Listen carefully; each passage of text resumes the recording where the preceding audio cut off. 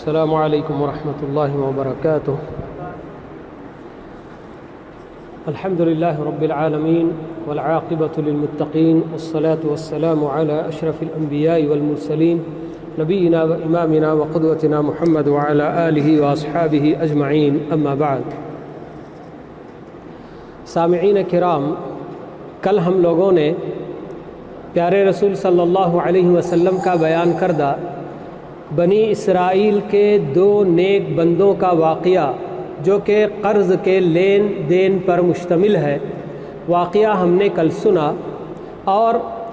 ایک بات یہ بھی ہم نے معلوم کی کہ کس طرح سے قرض کا لینا دینا جائز ہے، بلکہ قرض کے دینے پر دینے والوں کو ابھارا بھی گیا، کیونکہ قرض دینا یہ بندوں کے تکلیف میں کام آنے والا معاملہ ہوتا ہے۔ آئیے مزید اور اس واقعے سے ہمیں کیا کچھ باتیں معلوم ہوتی ہیں یہ بھی ہم معلوم کرتے جائیں۔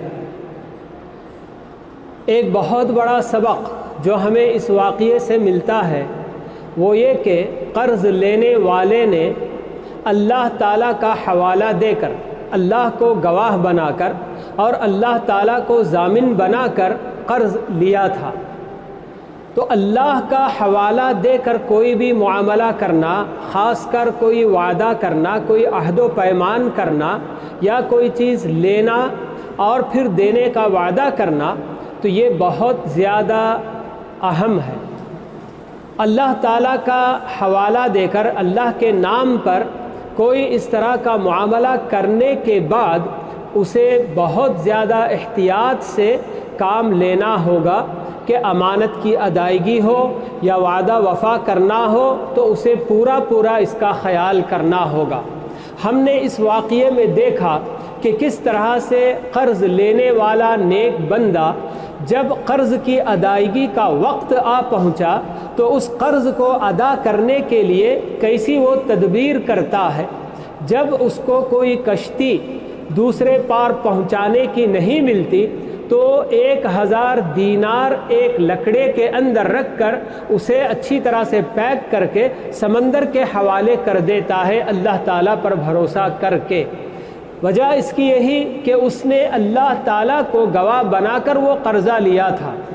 آج دنیا میں ایسے کتنے بندے ہوں گے جو اس طرح کے وعدے کرتے ہیں، قرضہ لیتے ہیں، مگر انہیں اس کی پرواہ نہیں ہوتی کہ ہم نے اللہ کا نام لے کر یہ معاملہ کیا ہے۔ اللہ تعالیٰ، اللہ کے رسول صلی اللہ علیہ وسلم ایک حدیث کے اندر بتاتے ہیں کہ اللہ تعالیٰ خود کہتا ہے کہ میں 3 بندوں کا مد مقابل رہوں گا، یعنی کہ میرے اپنے دشمن ہوں گے، یہ اللہ تعالیٰ کہتا ہے۔ ان میں سے ایک بندہ وہ بھی اللہ تعالیٰ فرماتے ہیں کہ جس نے میرے نام سے کوئی معاملہ کیا اور پھر اس کا پاس و لحاظ نہیں کیا۔ یہ بہت بڑی بات ہے۔ تو اس واقعے سے اللہ کے رسول صلی اللہ علیہ وسلم اپنی امت کو یہی سبق دینا چاہتے ہیں کہ اللہ کے نام پر جو بھی معاملہ کیا جاتا ہے یہ بڑا ہی اہم معاملہ ہوتا ہے، اس کا بہت زیادہ پاس و لحاظ کرنا چاہیے۔ جس طرح کے اس نیک بندے نے قرض کی ادائیگی کا جب وقت آ پہنچا تو اس کے لیے کس قدر اہتمام کیا تھا۔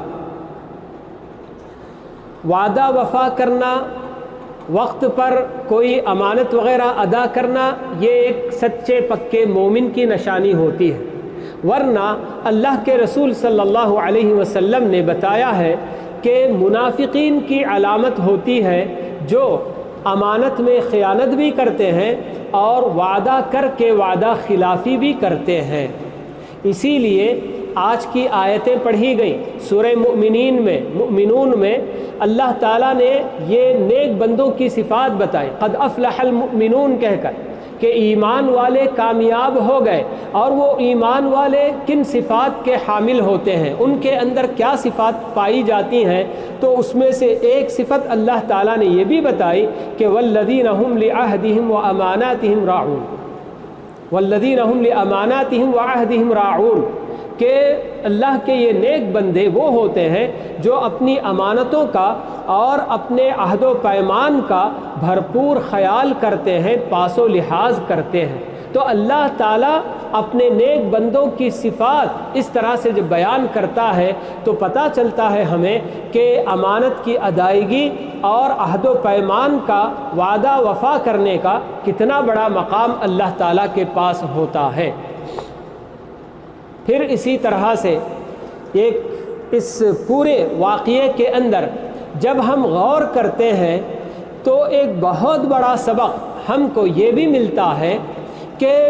بہت سارے لوگ دینداری یہ سمجھتے ہیں کہ نمازوں کا اہتمام کر لینا، خوب نفل پڑھتے رہنا، سنتوں کا اہتمام کرنا اور اسی طرح سے روزے رکھ لینا، تلاوت کر لینا، ذکر و اذکار میں رہ جانا، یہی سب دینداری ہے یہ سمجھتے ہیں۔ اس سے ہٹ کر جب معاملات کی باری آتی ہے تو معاملات میں ایسے دیندار جو صرف نمازوں میں بہت اہتمام، یعنی کہ کئی مختلف قسم کی جو سنتیں نوافل بتائی گئیں ان کا بڑا اہتمام کرنے والے ہوتے ہیں، اور اسی طرح سے اپنا ظاہر بالکل لمبی لمبی داڑھی رکھے ہوئے اور پھر لمبے کرتے پہنے ہوئے ایسے بہت سارے لوگ نظر آتے ہیں۔ لیکن جب معاملے کی باری آتی ہے، معاملہ جب ان سے کیا جاتا ہے تو اس معاملے میں بہت ہی کم تر نظر آتے ہیں، بڑے گھٹیا نظر آتے ہیں۔ معاملہ یہ دین کا ایک اہم حصہ ہے۔ اس پورے واقعے کے اندر اگر ہم غور کریں گے تو ہم کو یہی بات نظر آتی ہے کہ قرض دینے والے سے لے کر قرض لینے والے تک سب کا سب اول تا آخر پورے کا پورا واقعہ معاملے، حسن معاملہ پر ہی مشتمل ہے۔ قرض دینا یہ خود بھی ایک بہترین معاملہ رہا، اور پھر اس کے بعد وعدہ وفا کرنا اور قرض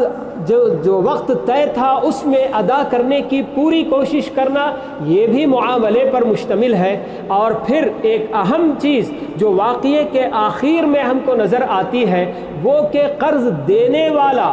جب اپنی امانت واپس لے لیا اس لکڑی کے ذریعے، مگر جب بندہ دوبارہ اس کے پاس 1000 دینار لے کر واپس آتا ہے اور کہتا ہے کہ یہ آپ کا قرضہ ہے، تو وہ اس کے سامنے سچ اگلتا ہے اور کہتا ہے کہ آپ جس اللہ کے ذریعے میرا قرضہ ادا کیے وہ مجھ تک پہنچ گیا، یہ آپ کا مال ہے، آپ لے جائیے، یہ کہہ کر اس کو واپس لوٹاتا ہے۔ اور اگر وہ اس جگہ پر ٹھوکر کھا جاتا اور یہ کہتا کہ اس وقت اس نے 1000 دینار حاصل کر لیے تھے، اور پھر اس کے سامنے یہ کہہ دیتا کہ ہاں مجھے کوئی چیز ملی نہیں، چلو لاؤ 1000 دینار، تو وہ بہت بڑا خیانت کرنے والا بن جاتا۔ تو اس طرح سے یہ پورا واقعہ ہمیں حسن معاملے پر مشتمل یہ واقعہ نظر آتا ہے۔ قرض دینا یہ خود بھی ایک بندوں کے کہ تکلیف میں کام آنے والا معاملہ، جس پر کہ ہمارا دین ہمیں بہت زیادہ ابھارتا ہے۔ اور پھر اس کے بعد وعدہ وفا کرنا اور امانت کی ادائیگی کا خوب اہتمام کرنا، یہ بھی معاملے سے متعلق بات ہے۔ اور پھر اسی طرح سے جو سچائی اس بندے کی معاملے کے اندر نظر آئی کہ اس نے پوری سچائی کے ساتھ کام لیا اور کہا کہ آپ کے 1000 دینار مجھ تک پہنچ گئے، اب یہ دوبارہ آپ لے کر آئے ہیں، مجھے اس کی ضرورت نہیں، آپ لے کر جائیے۔ تو یہ پورا واقعہ ہمیں معاملات پر روشنی ڈالنے کے لیے ہی اللہ کے رسول صلی اللہ علیہ وسلم نے اپنے صحابہ کے سامنے پیش کیا، اور آپ کا مقصد بھی یہی ہے کہ اس واقعے کے ذریعے حسن معاملہ ساری امت کے افراد سیکھیں۔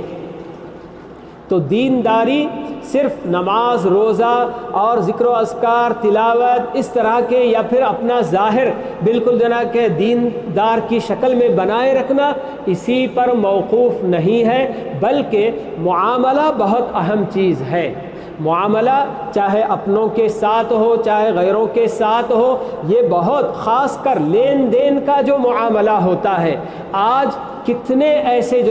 بڑے بڑے کارخانے چلانے والے ٹینریاں چلانے والے اتنے بڑے بڑے پیسے والے لوگ کہ ان کا قرضہ مختلف لوگوں کا چھوٹا چھوٹا قرضہ ہوتا ہے، کسی کا 2 لاکھ کا، کسی کا 5 لاکھ کا، یا چلو کسی کا 20 لاکھ کا، مگر ان کے اپنے پاس کروڑوں کی جائیداد ہوتی ہے۔ وہ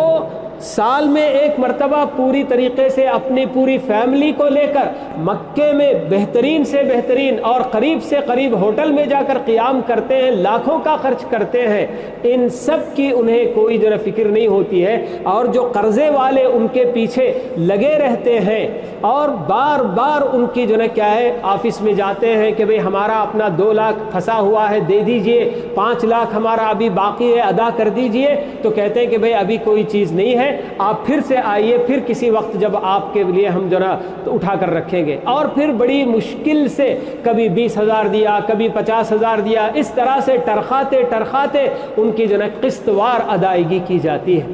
یہ ایسے بہت سارے لوگ دنیا میں پائے جاتے ہیں جو کہ معاملات میں بڑے کچے ہوتے ہیں۔ تو اس لیے پیارے رسول صلی اللہ علیہ وسلم نے ہمیں اس طرح کے واقعات سنانے کا مقصد یہی ہے کہ ہم معاملے کے باب میں بھی بالکل کھرے اترے اور اللہ رب العالمین ہم سے جس طرح کا معاملہ چاہتے ہیں اس طرح کا معاملہ ہم لوگوں کے ساتھ، چاہے وہ لین دین کا معاملہ ہو، امانتوں کا معاملہ ہو یا دیگر اور معاملات، تو ہر معاملے میں ہم اللہ رب العالمین کے کیا فرمان ہیں، آپ کے کیا احکام ہیں، یہ جان کر ان کے مطابق عمل کرنے کی کوشش کریں۔ تو اللہ رب العالمین ہم تمام مسلمانوں کو اس طرح کے دین کے اہم حصے یعنی کہ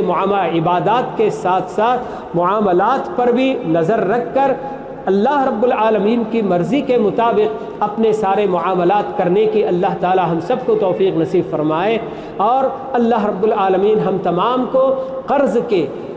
آفت سے اور قرض کے بوجھ سے اللہ تعالی ہم سب کی حفاظت فرمائے، اور جن جن کے ذمے قرضہ ابھی کسی کا بھی باقی ہے اللہ تعالی ان کے لیے ان کا قرضہ ادا کرنے کی کوئی آسان سبیل پیدا کر دے۔ اللہ رب العالمین ہماری دعاؤں کو قبول فرمائے۔ اسی پر میں اپنی باتیں ختم کرتا ہوں۔ وصلی اللہ وسلم علی نبینا محمد وعلی آلہ واصحابہ اجمعین۔